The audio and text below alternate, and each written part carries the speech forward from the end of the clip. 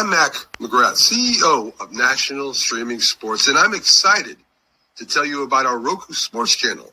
Already has over 12,000 followers, 20 podcasts, over 70 weekly shows, and a 3.4-star rating.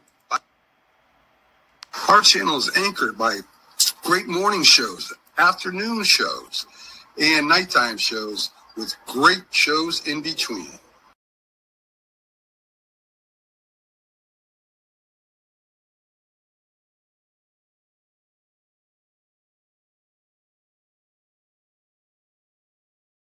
How you doing today? This is the Big Football Show. Mac, one of your hosts on it. We're going to give you our fantasy football team versus the NFL players. Now, we're using this basis off their top 100 players. So we let them pick first, and then we went. And this was the results of that. So for the players, their fantasy football team is quarterback Lamar Jackson. Their wide receivers are Tyreek Hill and CeeDee Lamb. Their tight ends are Travis Kelce and George Kittle. Their running backs, Christian McCaffrey and Derrick Henry. Their edge rushers are Myles Garrett and Max Crosby. Their defensive backs are Ramsey and Surtain. The Big Football Show's fantasy football team. Our quarterback is Patrick Mahomes. Our wide receivers are Justin Jefferson and A.J. Brown. Our tight ends, Kyle Pitts and Buffalo Kincaid. Our running backs are Breece Hill and Jacobs. Our edge rushers are T.J. Watt and Micah Parsons. And our defensive backs are Sauce Gardner and McDuffie from the Chiefs. We also made some predictions on where we think the quarterbacks will be in this year, what their rankings would be on the AFC. Our AFC quarterback rankings are Patrick Mahomes, Lamar Jackson, Josh Allen in third, Tua in fourth, C.J. Stroud in fifth, Justin Herbert in sixth, Deshaun Watson seventh, Aaron Rodgers eighth, Trevor Lawrence at 9, Bo Nix at 10, Russell Wilson at 11, Anthony Richardson at 12, Levitz at 13, Gardner Minshew 14, and Brissett at 15. I might have forgot to put Aaron Rodgers behind Watson. So that's our top AFC quarterback rankings. In the NFC, we have Jalen Hurts, Goff, Purdy, Dak, Jordan Love, Kirk Cousins at number 6, Kyle Murray at number 7, Matt Stafford, Baker Mayfield, Derek Carr, Sam Darnold, Geno Smith. We also have Caleb Williams, Jaden Daniels, Daniel Jones, and Bryce Young. So those are our quarterback.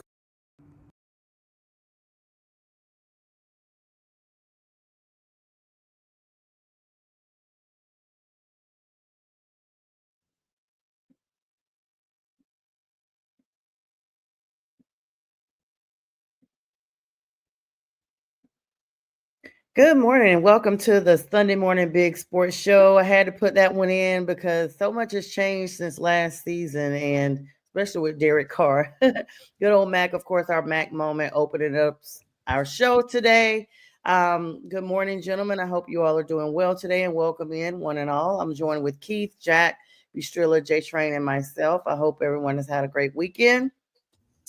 Today is big day, game 7. We'll start that off with the NBA playoffs, y'all. I know everybody's looking forward to that.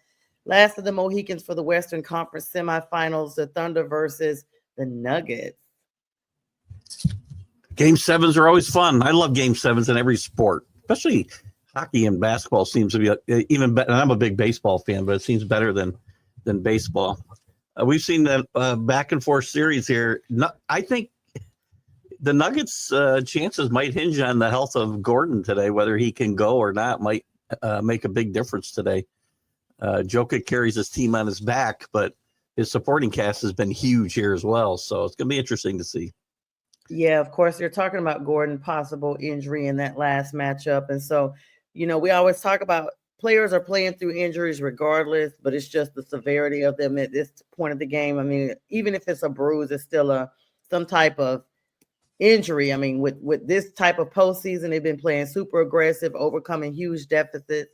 I mean, Striller, what do you think? I mean, this is one of the games that a lot of people don't really have a dog in the fight, so to speak, but it is an interesting one nonetheless. Oh, I still like OKC. I know Jokic is putting up his points as he should because, like I said, he's a walking triple-double anyway. But, I mean, a lot of these games that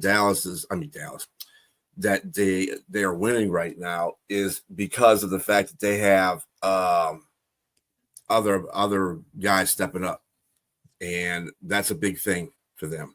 So, but it's going to OKC, and if they have any experience, if they've gathered any experience from last season, then they should know they need to come out here and get the job done today.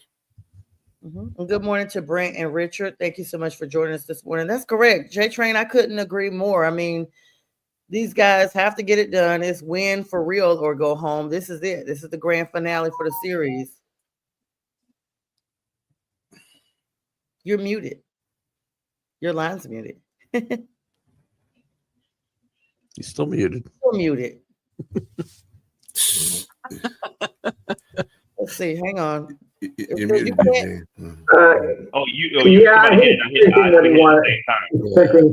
You're good. I'm muted. Yeah. So I think OKC.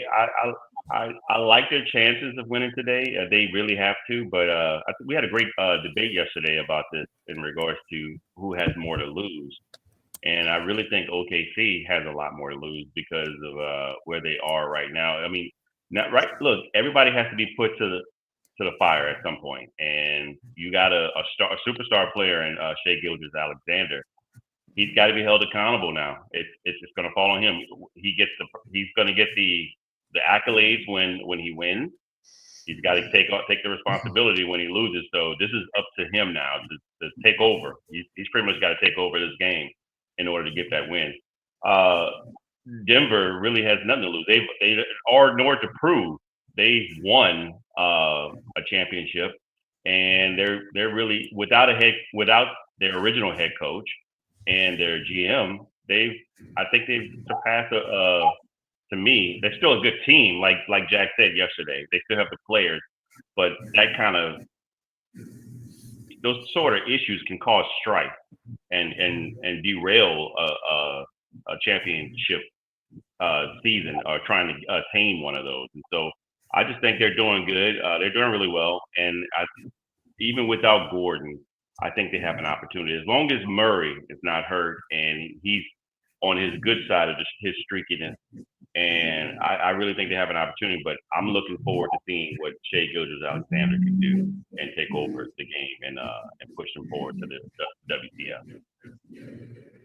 Jack, we're waiting on your. I don't understand James's narrative that Denver has nothing to lose. I mean, this was a pretty even matchup going into the series. If they lose, the season's been a disappointment. They haven't exceeded expectations because they changed their coach and the GM. Denver. That's a big deal, Jack. That's a big deal. Take a run. It's not at all. They were expected to take a run for the NBA championship this year. If they with lose the original OKC, coach and GM in place, they're not going to go and.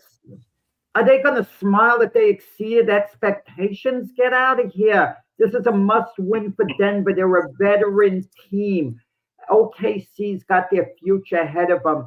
And I agree to this point. At some stage, a team has to step up. And OKC, maybe this is their time. There's no guarantee it's going to happen for them next year. But I'll tell you this, their chances are better than Denver's next year and going forward. They have a younger team, a better team going forward which makes it imperative for Denver to win this game. If they lose, don't tell me about the coaching change helping. It didn't help. I could point out they would have been better off keeping Malone in the GM and going through the turmoil if they lose to OKC. That goes towards my point. It's what I'm saying. They would have been better off probably keeping their coach. But to me, right now, that's where I'm saying they're probably exceeding expectations because in spite of not having their coach, they're still in it. They're still in it. But I mean, I can see why they wouldn't be in it anymore. Losing the coach is all I'm saying. That changes a great deal.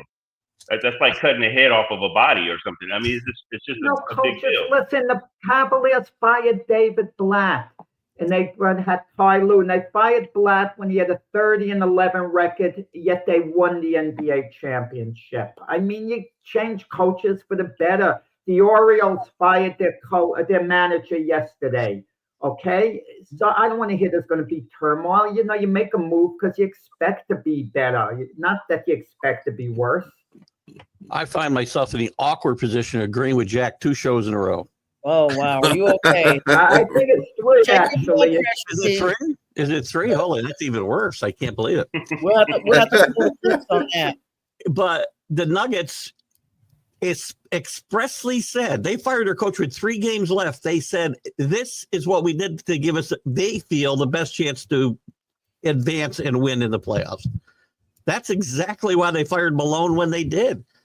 So it is a disappointment if they don't win. And there's also the fact that this might be this team's this window's closing here on this team. They're getting older. Jokic's getting older. He's amazing. Yes, they're all getting older.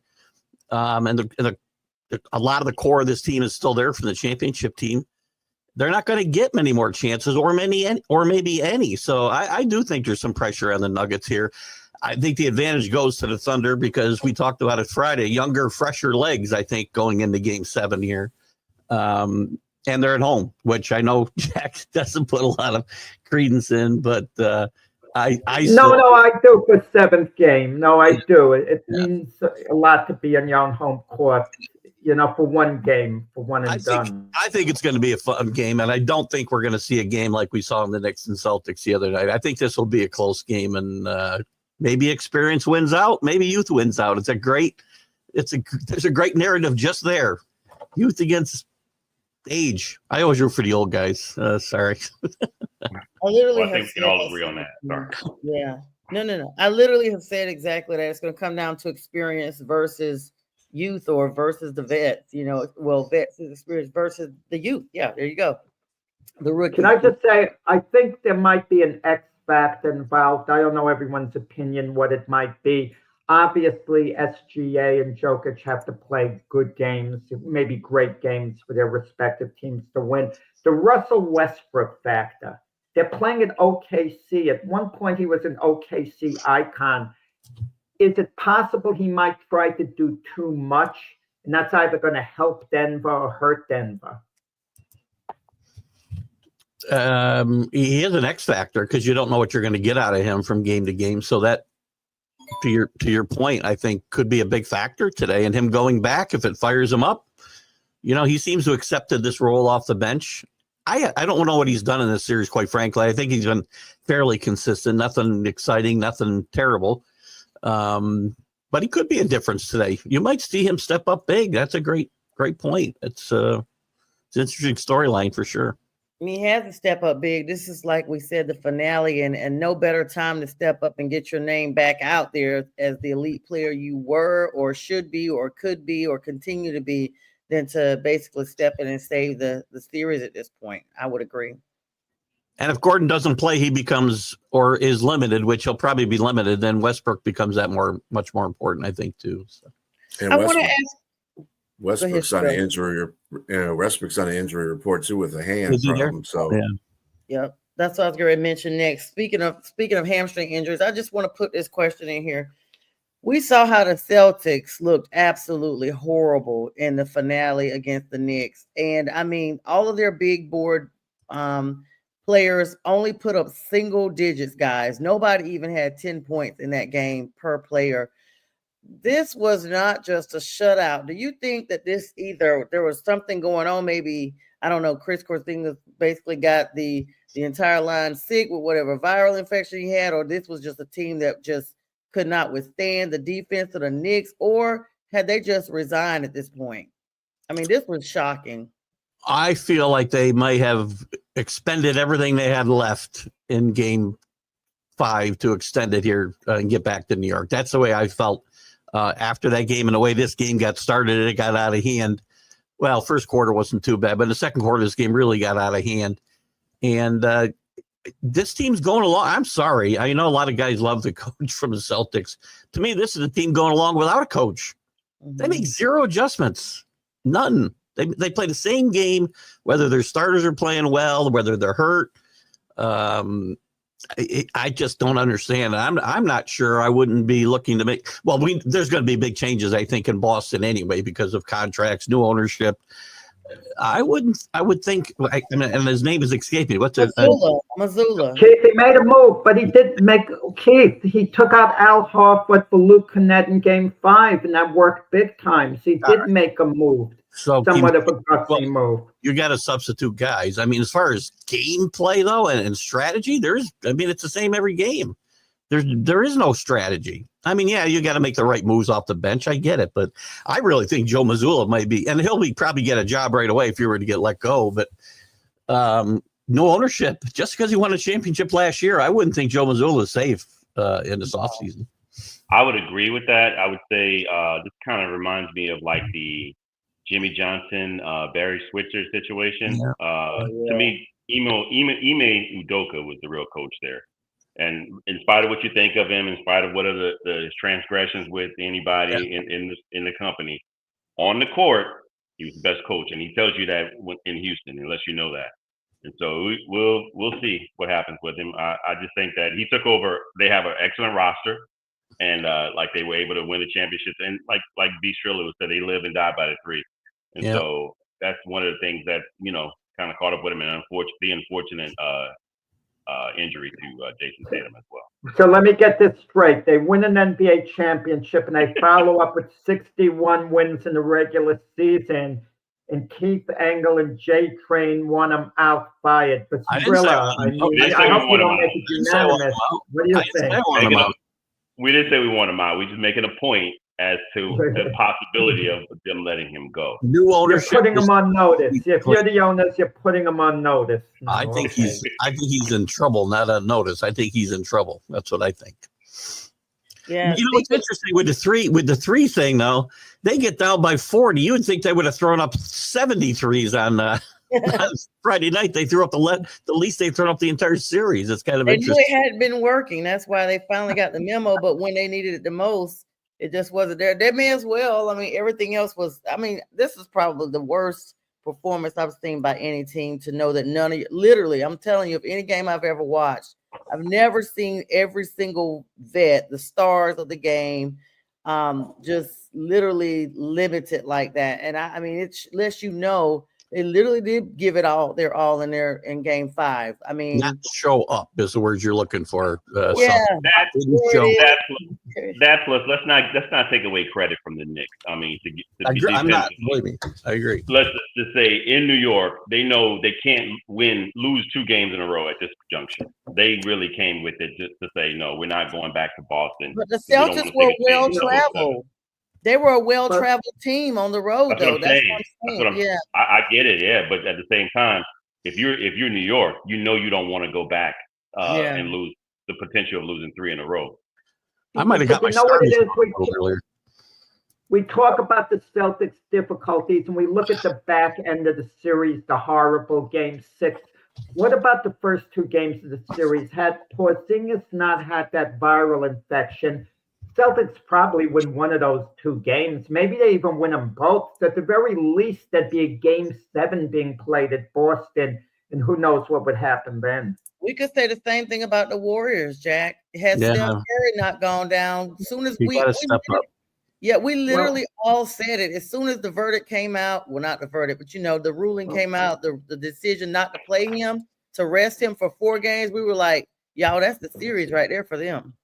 Now, Pestrilla could say the same thing about the Pistons. He could say if they made that call on Hardaway when he took the 3-point at the end of the game against the Knicks, had they called a foul, the Pistons, the series would have gone 7 games with the Knicks, and who knows for sure who would have won. So I could say the Pistons could have been getting ready to play the Indiana Pacers right now. If We I don't want to play get on back. ifs, though. You don't play on ifs. No, we don't play on ifs. We play on what actually happens. The road to road Losers play on is this. Losers play on this all the time. I mean, wow. Yeah, but I just had to pose that question. Speaking of, Jack broke some news on something else I want to talk to you guys about. So on yesterday, Brandon Hyde, the Baltimore Orioles manager, was released due to the team's disappointing start to this season. They started with a 15-28 record at the time of his dismissal, which was a significant step back after 2 successful seasons that he had. Of course, they've now appointed Tony Monsalino as their interim head coach, who was the original third base coach for the team. And I mean, he had overseen and rebuilt and led this team to a 101 win season, you all, and an AL East title just in 2023 that earned him the title AL Manager of the Year honors, 91 win season, and a Wildcat berth in last season, 2024. And the fact that they just are starting, there's a lot of baseball still left to be played, but it's just literally the what have you done for me lately? That's what you guys just talked about. It's not about, we could talk about the Missoula situation. Yeah, you won last year, and you got all the way to the finals, but we're no longer seeing the team go in the projection that we had hoped. General Manager Mike Elias stated that the poor start was ultimately to his responsibility as head of baseball operations, and that it was basically difficult to make this type of decision and go on a different course. They talked about the team's struggles with underwhelming performances in all of their matchups across the board, with the offense and the pitching both struggling. Guys, I mean, I was kind of shocked about this one. He should have fired himself, not for the manager. Hyde's done a good. This is a classic case. You can't fire 25 guys. You got to fire somebody. The manager gets fired. But ownership has done nothing to make this team better. The last 2, they let Corbin Burns walk away for nothing. They could have signed Corbin Burns. They've got new ownership. They've got new money in the situation here. We've had 3 firings in the last 3 weeks, and they're very similar in a sense that ownership is not supporting the general manager and the managers in these situations and letting them go out and improve these rosters. Brandon, they let Anthony Santana go too. They're really good outfielder to Toronto in free agency. And they haven't hit. And that's as much of a problem as the pitching has been. And they've got some injuries with pitchers that'll come back here in the next month or so. But you got to be alive when they come back or undead. Sorry, James. I should use the or not dead. Not dead. You got to be not dead. No, not alive. I'm sorry, not alive. I'm mixing up your little catchphrase there. But it's unfortunate for Brandon Hyde. He will manage again. He's done a great job here in Baltimore the last 3 years. It's just unfortunate. This is one. The other one's Bud Black's lucky to be out of that mess in Colorado. Shelton in Pittsburgh, same kind of situation, but he was overusing analytics, so there was more to it there. But this one reeks of just management not supporting the guy who's got to run this team day to day.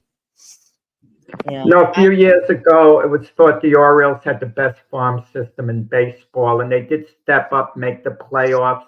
But instead of taking the next step, going to the World Series, they've kind of slid backwards. Yeah, they have. Even last year, going out in the first round of the playoffs, I mean, that's when he was probably on notice, right?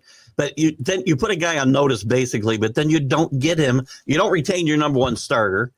When you have injuries go down, we bring in a 40, whatever, Charlie Morton, who graduated behind either me or Jack in school. I don't remember which one of us. But come on, you got to help your guy more than that.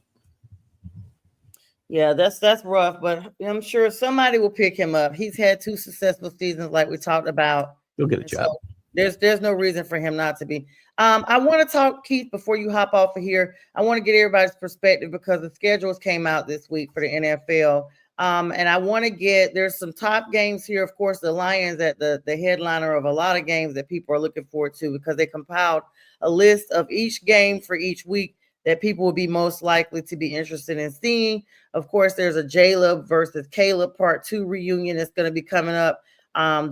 Kudos to my Panthers for getting a Monday Night Football game again. Yay, us against the 49ers. Going to be 8-10 later on in the season. Kicking off week 1 with the Cowboys and the Eagles. That's going to be always an NFC matchup there. But and then I'm going to go through. But Keith, before you hop off, I want to ask you, what game are you most looking forward to with the Patriots this season and why? Certainly always like a matchup with the Giants. So I look forward to that game as far as out of division, right? Which I'm sure is what you're referring to. We get your Panthers. So I'm looking forward to that game just because of all the crap that gets talked here about, bring it. We're going to bring it. We're going to bring it that day. Wow. You guys are normally subdued, Keith, but it's going to be interesting this year to play you guys. I've been waiting for the right moment, and it'll crank up as we get through the summer into September and see how these two teams get started. So we got everybody. We got James. We got I don't think we have the Lions. So Bistrilla will not be part of our rebuilding program this year. But obviously we get the Jets twice. We get the Saints. We get the Panthers. Yeah, you guys got the South this year. So what do you predict your season ending up like? Your rank, are you above 500? There's a chance. I still think a lot of things got to go right for this team to go 9-8. Quite frankly, I mean they could quite frankly go 5-12 too. My opinion will change one way or the other as we go through the summer a little bit and we start seeing how that offensive line plays. That's going to be a key here. I mean, they've improved some of the weapons. They've improved the defense. We've improved the coaching situation and the culture. Now it's a matter of protecting the quarterback because none of that's going to matter if you don't protect the quarterback. So they built around Drake May. So I mean, this is his third year going second year. Yeah, he looked impressively better as the year progressed. And so this year, it's kind of like how people talk about Bryce, but literally Drake May looks almost akin to the UNC Chapel Hill Drake that he was coming into the draft. I was impressed. So I know the battle's gonna be fierce against you guys. Some people are predicting you guys to beat us, actually. Well, I am. So that's so some people are. That's all that counts, right? That's all that counts. Listen, Drake, a couple of big improvements to make, but one big thing he needs to stop doing is sliding head first. Stop sliding head first. I don't like quarterbacks do this. That's I rough. don't understand why they do this. Oh, he's trying to do Tua, huh? He's trying to be a Tua. And he does too many of that. Too much. He's kind of eased up on it later in the year, but he had a concussion early in the year, and he probably had more than one, quite frankly. But big improvement. I'm really interested to see what happens with the offensive line here. I mean, they didn't playing baseball. Yeah, they didn't make big swings on the offensive line, except for their first round pick, obviously. Mm-hmm. But they made some small, hopefully incremental improvements, and sometimes it doesn't take much. I mean, he can move around, so you don't have to, give him 10 seconds in the pocket. So I'm excited. Again, it has been a few years since I've been excited, so I'm excited about this season. Very good.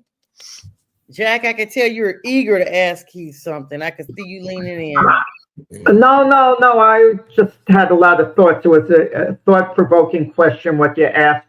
Mac used to drive me crazy. He'd want us to predict wins and losses on the whole schedule. That's what I'm asking. Which to me was utter nonsense. No, it's not. You don't know where a team's going to be at a certain point of the year. I know what I think. You can guess. I mean, people do it all the time. Vegas is doing it. Yes, last season, if we had to make predictions, any team playing the Washington Commanders would have checked it off as a win, and look what they were late in the season. Well, it's okay to make predictions.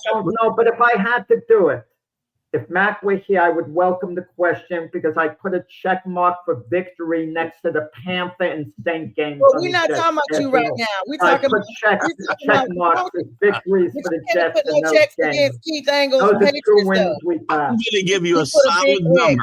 I'll give you a solid number by the time we get to Labor Day. I promise you that. Thank you, Keith. We appreciate you. Keith Engel, everybody. We know he's got to hop off and going over to his Stream of Consciousness show every morning, 8:30 a.m. Eastern Standard Time. Keith, have a great one. We'll see you on Wednesday. Enjoy your Sunday, guys. Thank you. Perfect segue there. Jack, since you are literally 3D at this point, popping out of the screen at me about your Raggedy Jets, please tell us what's so important. Bye-bye, Keith. I'm trying to listen to that comment before I go. Tell us what is so important that you just could not hold yourself against this quarterback fiasco that you have. That you're so ready to go. Well, I'm going to have Pastrilla as a character witness here because we got Aaron Glenn as our head coach. So Pastrilla, well, I'm sure will have my back because he's an Aaron Glenn guy, I believe. He got you back in the Raggedy Jets. Because, Aaron Glenn is years with the Lions. Look how he's coming in begging. He's begging for co-signers. You're begging for co-signers before you even tell me what I want to know. You don't need what do you want to know, Jack? Okay, you want to know what I'm looking forward to most? Jerry Jones at MetLife Stadium when the Cowboys come in, sitting in the booth, making his presence felt. How's that for storyline? That's great. And think you guys are gonna? So you're playing the South this year. And you're also playing the Patriots. You don't play the Lions. Bistrilla will probably grab them next season.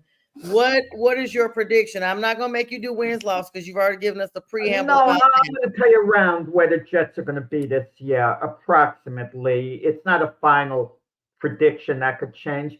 They'll be around 8-9, 9-8, in that territory. I'm not overly enthusiastic about what's going on. I like the way they've addressed the offensive line. Justin Fields, I could see 3 wasted years because he's going to play well enough for them to stick with him next year, maybe the year after. And the Jets might even go to the playoffs once in the next 3 years. And people are going to say, oh, look at how many years it's been before they got to the playoffs that Justin Fields is playing well. Maybe play well, but he's not the type of quarterback that's going to get you to a Super Bowl, and that's everyone's ultimate goal.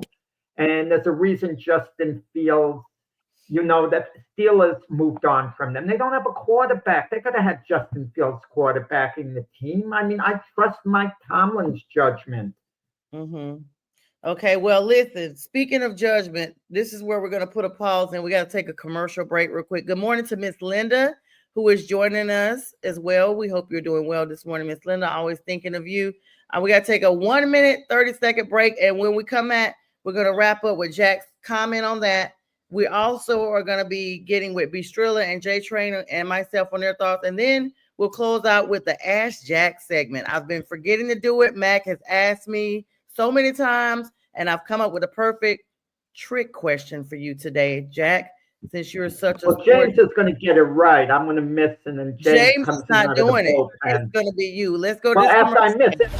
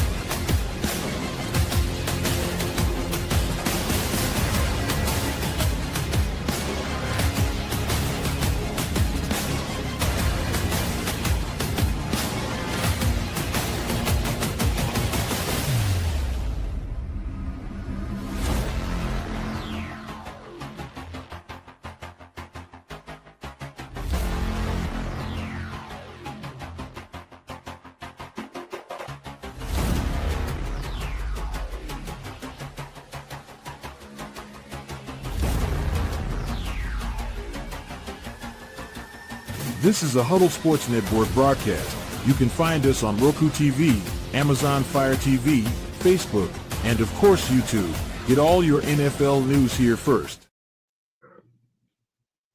And welcome back. I have My nice little friend here with us today, Lawson. He wants to tell Uncle B. Strilla thanks for his Amara St. Brown jersey that B. Strilla sent him on yesterday. So he is now a happy camper. And he just wants to say good morning and show off his jersey. Thank you again, B. Strilla. Uncle B, very nice gift there. All right, so guys, we're back. This is the second half of our show. Jack, had you wrapped up everything you want to tell us about these pets? Yeah, basically. No, I think people outside of New York aren't as interested in the Jets as they were the last couple of years when Aaron Rodgers was there. The Jets are not the current hot ticket in the NFL. They were when Rodgers entered. Oh, Now he Jack, exited, so it's not the same. Jack, you're resigning. Look at that. Okay, that's a great No, segue. I'm being a realist. It's about entertainment. People are interested, believe it or not, in the Cleveland Browns because of Shador Sanders. They're a hot ticket because of him.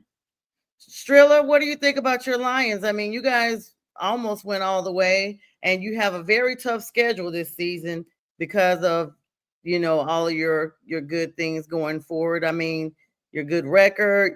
I mean, everything was pretty solid. Now, you guys did get rid of your DC and OC. So is that going to be a big void coming in for you guys next season? Not as much as everybody keeps making it to be. Oh, You got to remember, our DC was playing. Was coaching behind the AG, so he knows the defense. He's just going to make some.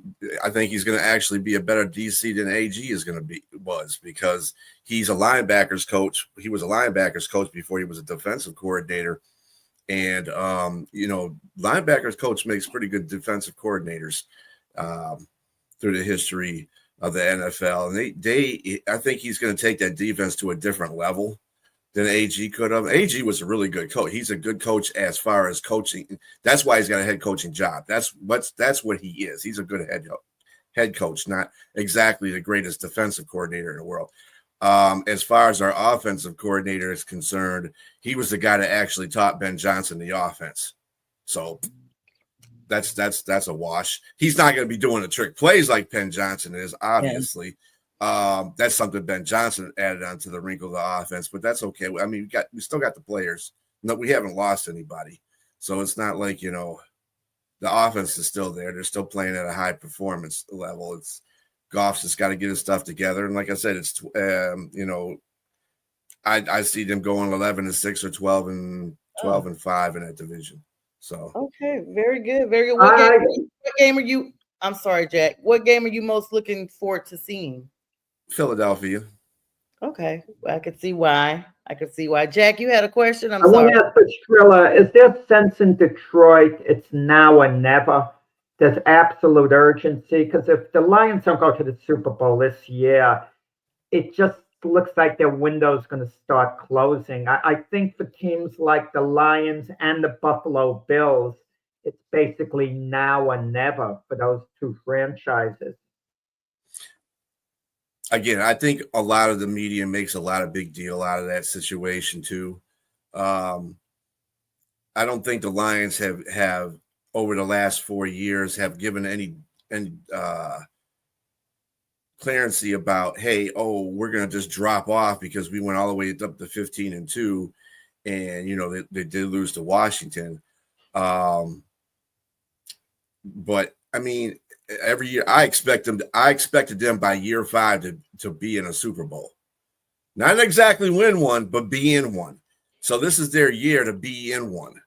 Now, as far as winning and losing it, I couldn't tell you that. I couldn't, I'm not Nostradamus, but I expect them to be in a Super Bowl this year because this is their 5th year. This is Dan Campbell's 5th year. So he needs to get together. If they don't get in the Super Bowl, I'm going to have some questions to ask because you got to look at it. Year 3, they could have went to the Super Bowl and they had a collapse in the second half. And last year they lost to Washington. They were Super Bowl favorites. So they're there. They're just not there. You know what I'm saying? So I'm just looking for them. They got to get to the Super Bowl this year. You had too many chances. All right. Very good, Strilla. J-Train, my NFC South brother from another mother. Let's see. You guys got a lot going on in New Orleans, an unexpected change with the quarterback. I mean, or is it maybe Derek Carr was signed, and they just had, they knew all along maybe he weren't going to be there for the duration of the entire season. You just never know. And it comes out with this injury. Now he's retired. Now you guys are heavily probably banking on Rattler and, of course, Shuck that you guys just drafted. We may see a glimpse of him in the season. Who knows? What is the most exciting game you're looking forward to this season? Where do you see the Saints going this season? And I'll even let you add a caveat and talk about what I just mentioned about the quarterback. What are you guys going to do as far as that starting position for certain? Well, the game that I look forward to is always against the Falcons. I really hate that team. That out of all the teams in that division, that's our most hated rival. And so, if seeing our team at least win one of those games, this season would be great. But I definitely would love to sweep if we can get it. But outside of those games, I'd like to see the Giants because of our friend rival with A-Train. But the Giants, I can't wait to see that game. And also, there's a couple of games. You guys play the Giants? Yes, we do. Oh, we don't. That's weird. We normally get the whole. That's weird. We don't play them this year. Yeah, I don't think we play the whole NFC East, but we do play the Giants for sure. You play one team for. We play the West. We play the NFC West this year. All of us play the NFC West. I'm looking forward also to and I think to answer your question, I'm going to answer this question twofold here. I like the Titans game because I think the rookie Shuck is going to be the starter, and you don't take him in the second round that high if he's not Kellen Moore's guy. And I think he's probably going to beat Rattler out, at least given the opportunity to beat him out. Rattler, I like Rattler, and I think he has an opportunity to be a really good quarterback, but I don't think he's Kellen Moore's guy. So the guy with the leg up is Tyler Shuck, and so he'll probably be the starter. And I want to see him face off against Cam Ward. Now, in regards to our season and where we are, I'm looking forward to 2026 draft to where we might be in the top 5 pick. So I just think that we're not going to be that great. I think we have talent. Don't get me wrong. Everybody looks at the overall picture of what they see, what the media projects. Just like Trilla said, there is talent offensively on the team. They drafted high with the offensive linemen. They got 3 first-rounders on the offensive line now. So I think that, with that said, the offensive line should be drastically better. So that should say, if you can protect the quarterback, you can actually move down the field, which they were doing in the beginning of last season with Derek Carr. But I just really think that it's going to be a hard road for the Saints, and it's probably we will be in the top 5, probably picking in the draft. Well, in regards to Derek Carr, thank you for saving us $30 million with your retirement. Okay, and did you tell us what you thought you guys would go this season? I'm not sure. I mean, if I'm picking them in the top 5, say maybe 5 or 6 games. That's fine. Yeah, that's 5 or 6 that you guys are winning or losing. Win. Yeah. Oh, okay. Okay. It's times like this where I miss Mac. I miss him all the time as is, but times like this, I especially miss him. To hear Jay Train say the big game of the year for the Saints is against the New York Giants. Come on. Can you imagine they tried to put that on Sunday Night Football? The executives would say, "Are you kidding?"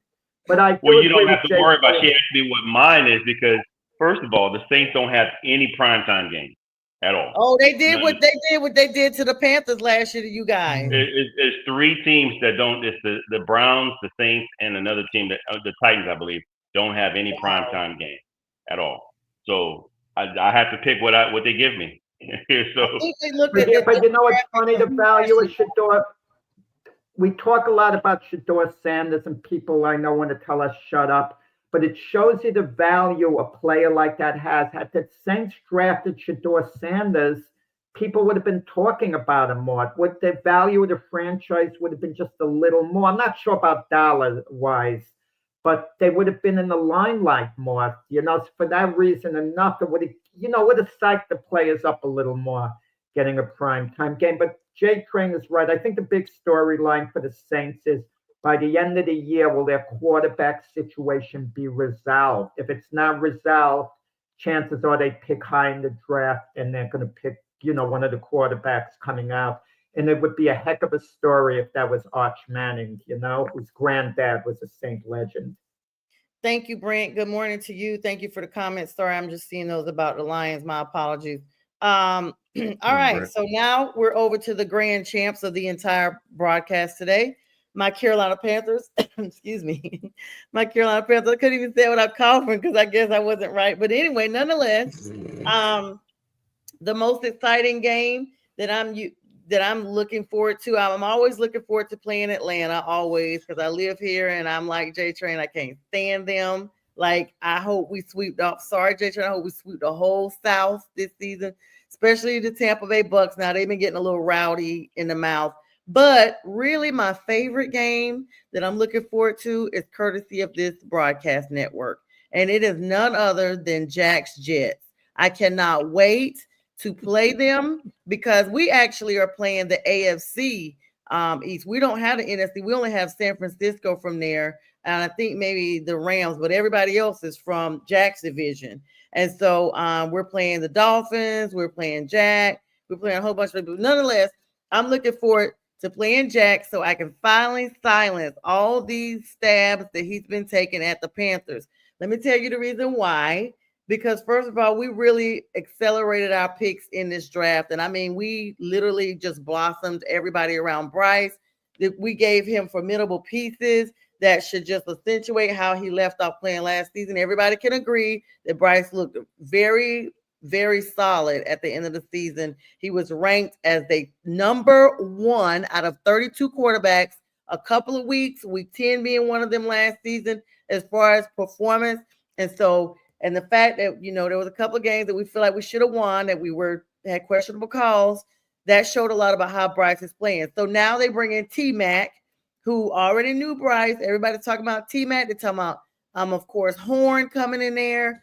And the fact that we got also Nick Scorton. I mean, we got solid draft picks, not just for this season, but for years to come. So with that prediction in mind, I'm predicting that my Panthers will go no less than 10-7.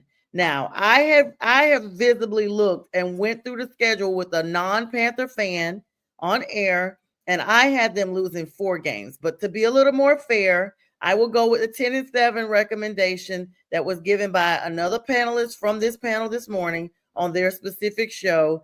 But nonetheless, if we go 10-7, we will not only win the trashy South, okay, but we will be going into the playoffs, which is where we belong, and we're back top tier. So, Jack, we'll see you when we see you. Yeah, I'm not worried about it right now, but I will admit the Panthers are improving, but there's a little caution. If Bryce Young created an illusion at the end of the season, then the Panthers are in trouble. Because if he's the quarterback he was earlier before that, and you see the improvement didn't take place after all, and you have Andy Dalton lining up behind how many times have you seen quarterbacks regress significantly after they it happens. There's sometimes, they step up a few games and they appear better than they actually are. Like in the case of a Jimmy Garoppolo, who's taken teams far, don't get me wrong, but they're not really as good as made out to be. I even question with the Lions, Jared Goff, is he as good as made out to be? I mean, he's a capable quarterback. He's a good quarterback, but is he an exceptional quarterback, along the lines, anywhere close to Lamar Jackson and Josh Allen? Is he anywhere close to that? I question that. There's a difference between being a competent quarterback who can run an offense and being a quarterback who could truly make an impact. I mean, do you question Jared Goff is just there with the Lions? Yeah, you're just trying to find a target to hit this morning. No, I don't mean to be funny with the Jared Goff. He's a good quarterback. I maybe shouldn't have detoured. Listen, I was critical of Justin Fields, my Jets quarterback. And that's what y'all got. So what do you think Falcon do with him? He's not a baller like that. He's just taking a temporary stopover in Jetland. No, it's not a temporary stopover. They didn't draft a quarterback at all. They would have taken a fly on one of them later on. They want Justin Fields to feel he's the guy, and that's it. and they're going to see whether he can handle it or not. But he Oh, should wow. get started going forward. No ifs or buts about it. Well, like I said, make sure you keep that same energy the Sunday after. Well, you know what? I'll see you several times during the week, but the Sunday after the Jets and Panthers game, I cannot wait to serve you some humble pie because you have been gunning for them since I got on this. Everyone to listen. You know, Jets appealing. They'll be good. Jamal Adams wants to come back to the Jets. Did you hear? Mm-hmm. He feels he handles things well. I don't know what you all feel about that. I'm not enthusiastic about it. I didn't like the way he left it all. Right. Y'all, that means desperation. That's what it screams. If you guys take him back, it screams desperation because the way things happened when he left, very unprofessional, just not the look of what you would think about somebody that really wants to play in the NFL. I say it all the time. There's thousands of young men out there that are equally or maybe a little less talented than some of the draft picks that are waiting on their opportunity that would be more grateful than some of these players that have gotten into the league. And that's a prime example. Big name players appealing. Clowney was let go by your Panthers. I mean, yeah, he's a clown show. He's a journeyman. I mean, the name says it all. As soon as they signed him the first time, I wasn't impressed. They signed him after he had become subpar. That's what you can't do. You can't sign players once they start to decline. You have to sign them and get your draft stock while they're at the height of their performance. And he was not. When the Panthers got him, I was just like, why? What are we doing? What is he supposed to be doing for us? And true to form, I mean, I may have seen one or two trick plays out of him that equaled something, and I wasn't that impressed. You guys can have him, Jack, if you want him. He's for the streets. All right, guys. What'd you say, Jack? Let's get Jack's question in. I was just about to get to that. I was literally, but Jack keeps wanting to defend these Jets, so I want to give him all the room he needs. All right, guys. So let's go ahead and get Jack's question in for today. No Googling, of course. I saw B. Strilla's laptop title. I'm wrong the majority of the time. So I'm obviously not Googling. I would be right at least half the time. Not you. This is for any of your people that want to give you a lifeline, okay? Listen to the question. And I don't have the theme song that Mac does. I'll get it next time for you. Matter of fact, I do have some music for you. I'll get it while you're thinking over it. And no talking through it. We don't need a dialogue of, well, I know it's not this. I gotta look good. I gotta kind of look good while I'm losing. You know? All right, here we go. All right, so this is the Shannon Sharp music, as you guys remember, from Shannon Sharp's little fiasco here. All right, this is an NBA-related question. When was the first NBA game? What year was the first NBA game played? What year? I'm just estimating. I'm thinking back to the days of George Mikan and before. I'm just guessing 1943. That's a very good guess, Jack, but it is incorrect. Anybody else have a guess? I thought Jack would get that. I know. It's not the first NBA game. I mean, the NBA was so irrelevant for a while. I'll say 47. You're saying 47? Okay. The first NBA game. You ready, Be Strilla, for a guess? I'd say 1932. All right. Bonk, bonk, and bonk. Everyone is incorrect. J-Train was the closest. The first NBA game was played on November 1st, 1946. However, this game was played between the New York Knickerbockers and the Toronto Huskies at Maple Leaf Gardens in Toronto, Ontario, Canada. At the time, the league was known as the Basketball Association of America, BAAA, and the BAA later merged with the NBL, National Basketball League, in 1949. In 1949, so 1946 or 49 would have been correct, to form the NBA. The NBA recognizes the BAA's history as it's on. So Good question there. Good guesses from everybody. Jack, at least you were in the right era. Well, the Toronto Huskies would have thrown me for a loop. I would have guessed the Minneapolis Lakers. The Toronto Huskies is far out for me.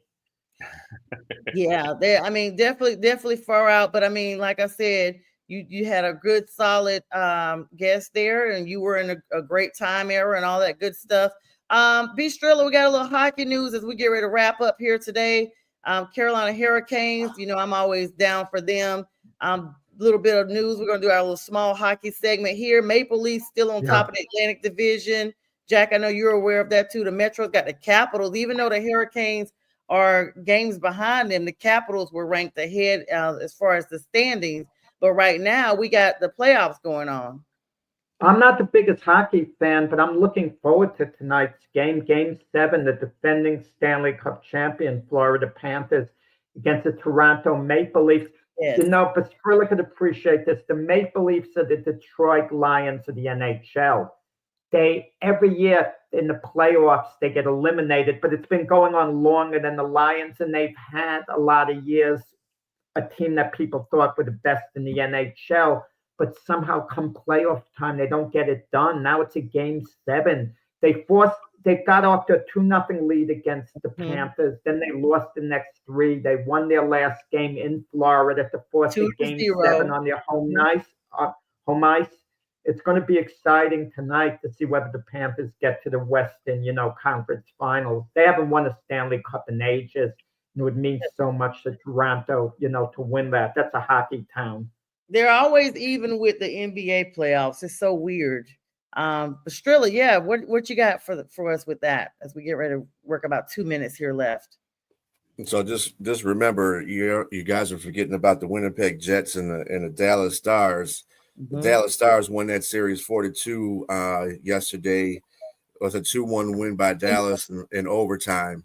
They're going to go on. Dallas is going to go on and play Edmonton. I think in that series, I told you, I think Edmonton is just focused right now. I think there's really no team that's going to go. I'm comparing Edmonton to the Indiana Pacers right now. They're focused. They got themselves off the snide. They're focused. They're ready to go. The problem is, just like with Indiana, their coach is somebody that, can't quite past that playoff hump. As far as Florida and Toronto go, I mean, Florida is the outstanding Stanley Cup champ right now. However, I would like to, and I'm saying this with tongue in cheek because I hate Toronto. I'm not a big Toronto fan because I'm a Red Wing fan, so forget Toronto. But anyway, I still like to see Toronto win it anyway.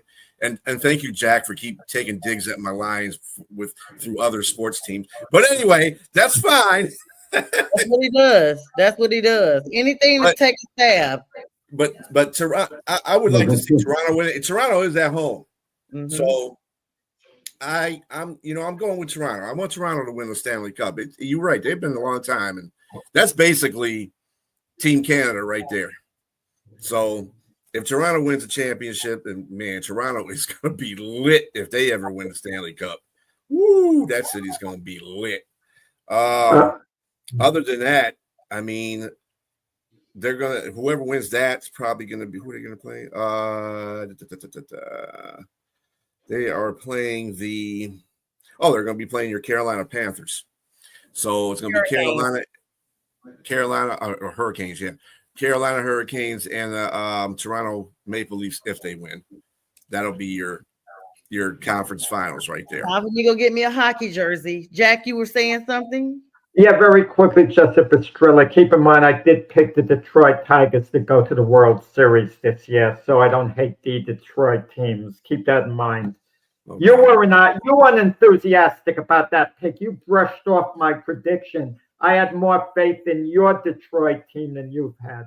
Oh my gosh! No, I got faith in my Detroit team. Were you wrapped up? We gotta get ready to go. Were you wrapped up with your NHL series? Yeah. All right, guys, it's been a great show as always. Jay Train, Jack, B. Strilla, and myself. We will re-air this show at 4 p.m. Eastern Standard Time. Stay tuned to the Roku channel for everything we got going, Huddle Sports Network and Elite Sports Entertainment Network. We wish everybody a great Sunday. Mac is always with us.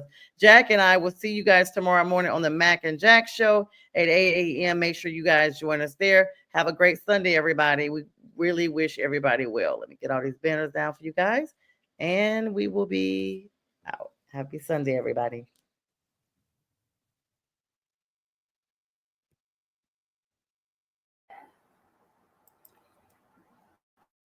You're watching National Streaming Sports. Over 20 podcasts, 70 shows, and a 3.5-star rating on Roku TV.